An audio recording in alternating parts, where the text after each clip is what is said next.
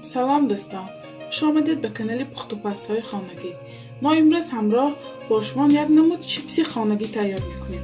چیپسی ما عادی و برای فرزندان شما بی ضرر می باشد. محصولات به ما لازم است: 2 دانه کارتاشکا و یخ. ما الکی کارتاشکا ها را تازه کردم و اکنون از این گونه تیارکه با این قالبچه‌اش میگذرانم.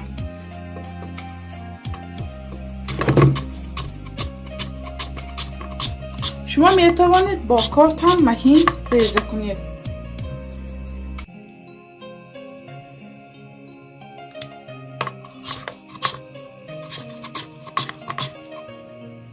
من این گونه کارتاشکه ها را گذرانیدم و اکنون در آب خنک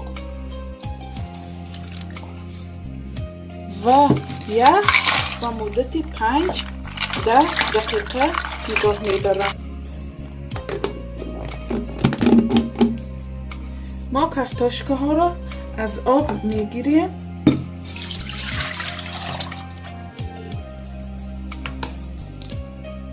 و آن را به یگان دسترخوان یا که سچاق تنوگ میکنیم تا که آبش قاق شود.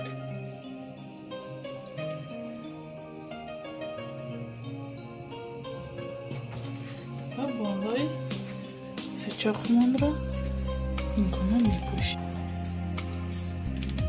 کارتاشکه های ما هم در مدت 2-3 دقیقه قاق شد. آن را اکنون ما در روغن رستنی میپزیم.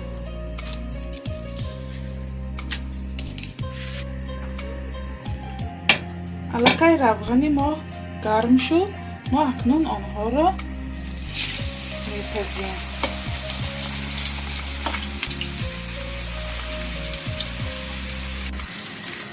ما آن را به مخصوص سلفیت میگذاریم که تا که روغنش خاک شود. چیپس های ما هم تیار شد.